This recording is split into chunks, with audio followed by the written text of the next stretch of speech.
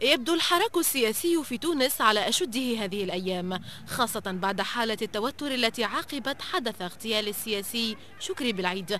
تاريخ فاصل ستتحدد وفقه الخارطة السياسية الجديدة للبلاد، ولا سيما بعد الإعلان عن مبادرة رئيس الحكومة حمد الجبالي بتشكيل حكومة تكنوقراط، والتي عمقت الانقسام بين السياسيين وحتى أفراد الشعب.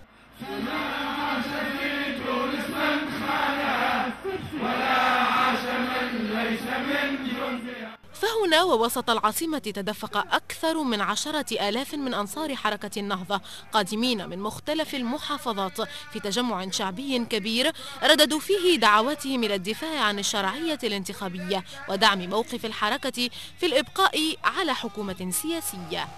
كل الحناجر الآن هي تدعو إلى الشرعية، تدعو إلى مساندة حكومة شرعية منبثقة عن انتخابات وليست حكومة كرتونية.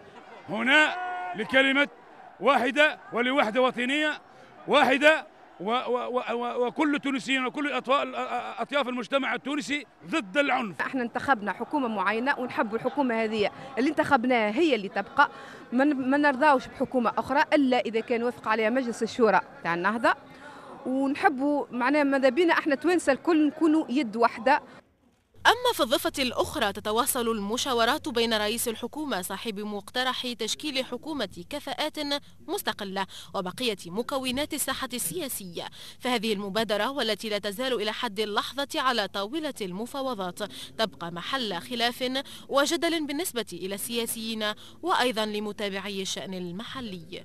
حكومة التكنوقراط لا أعتقد أنها بمقدورها الذهاب بعيدا بالبلاد إلى ما ترمي إليه الطبقة السياسية من استقرار، لأن ما تم تسريبه إلى حد الآن هو أن هناك محاصصة أيضا حتى داخل حكومة التكنوقراط.